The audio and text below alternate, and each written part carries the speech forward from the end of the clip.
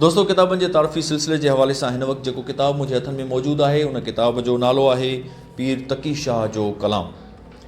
ही पीर तकी शाह जो कलाम असांजे दोस्त, असांजे नौजवान साथी, नौजवान लिखंदड़ इमरान जीलानी तरतीब ॾिनो आहे किताब। इन किताब के बैक टाइटल ते इमरान जीलानी की तस्वीर मौजूद है। इमरान जीलानी जो मुख़्तसर तारुफ़ करायो है अदल सुमरे साहब। अदल सुमरे साहब इमरान जीलानी जो तारुफ़ कराईंदे लिखियो है तो हू जॾहिं क़ाइदे अवाम इंजीनियरिंग यूनिवर्सिटी में पढ़ंदो हो तो उते अदबी संगत जो एक्टिव कारकुन हुयो।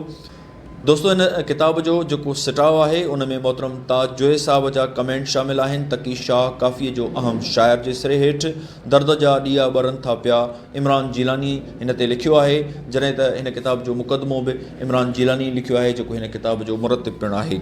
इन किताब के अंदर पीर तकी शाह जो कलाम तो ॾिनल ही आहे, पर उन सां गॾोगॾु उन जो ख़ानदानी पस मंज़र है या उन जो पंहिंजो बेसिक प्रोफाइल है उहो भी हिन किताब में शामिल कियो वियो आहे। सैयद मोहम्मद तकी शाह जीलानी जी 4 कलर में तस्वीर पिणु इन किताब के अंदर शामिल है। ऐं मां ज़रूरु चाहींदुसि त उन जा जेके हथ अखर आहिनि उहे बि तव्हां ॾिसो।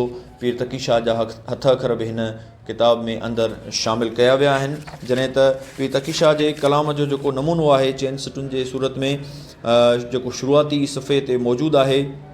मिठड़नि मारूड़नि बिना जीअण भायां झंझाल, मिठड़नि मारूड़नि बिना जीअण भायां झंझाल, हिकिड़ा सूर सॼण जा ॿिया कहिड़ा ओरियां हाल, सदके कयां मारुनि तऊं माया मॾियूं माल, शाल न पवे काल तकी शाह ते मारुनि जो। क्लासिकल अंदाज़ में लिखियल हीअ शाइरी ऐं हीअ किताब जेको 208 सिफ़नि ते मुश्तमिल आहे। पीर तकी शाह जो कलाम जेके असांजे नौजवान लेखक दोस्त इमरान जीलानी सहेड़ियो आहे, यकीनन तव्हांजे लाइब्रेरी जी सूंह वधाईंदो।